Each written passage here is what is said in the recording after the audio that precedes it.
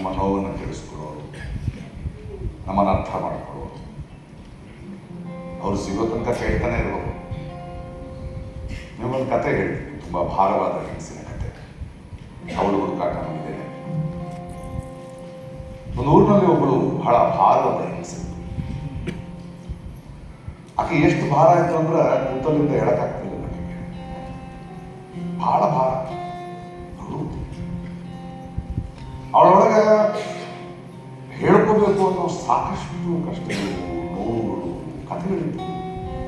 ಕೇಳಿಸ್ಕೊಳ್ಳೋಕೆ ಯಾರಿಲ್ಲ.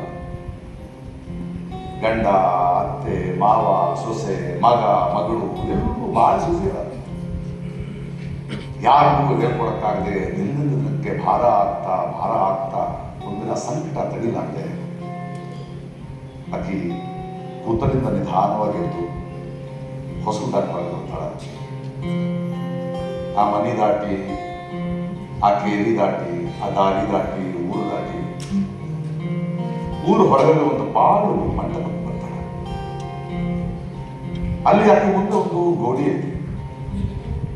ಆ ಗೋಡೆ ನೋಡಿದಾಗ ಆಕೆಗೆ ತನ್ನೊಳಗಿನ ಒಂದು ವ್ಯಥೆಯನ್ನ ಅದರ ಜೋಡಿ ಹಂಚ್ಕೋಬೇಕು ಅನ್ಸುತ್ತೆ. ತನ್ನ ಒಂದು ಪುಟ್ಟ ಕಥೆಯನ್ನು ಅದಕ್ಕೆ ಹೇಳ್ತಾಳೆ. ಧಸ್ ಅಂತ ಆ ಗೋಡೆ ಮುಂದೆ ಅಂದರೆ ತನ್ನನ್ನು ತಾನು ನೋಡ್ಕೊಂಡ್ರೆ ಒಂದಿಷ್ಟು ಹಗರಾಗ ಮತ್ತೆ ಆ ಕಡೆ ನೋಡ್ತಾಳೆ, ಅಲ್ಲೊಂದು ಗೋಡೆ. ಆ ಗೋಡೆ ಹತ್ರ ಹೋಗ್ತಾಳೆ, ಒಂದು ಕಥೆ ಹೇಳ್ತಾಳೆ, ಆ ಗೋಡೆ ಬೀಳುತ್ತೆ.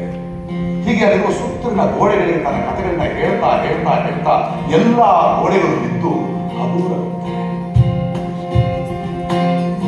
ನಮ್ಮನ್ನು ಕೇಳಿಸ್ಕೊಳ್ಳೋ ಕಿವಿಯುವ ಒಂದು ಗೋಡೆ ಇದ್ರು ನಾವು ಬದಲಾಗ್ತೀವಿ.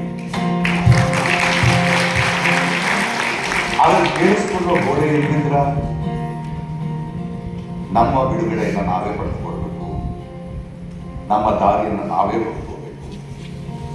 ಅದು ಇನ್ನೊಂದು ದಾರಿ.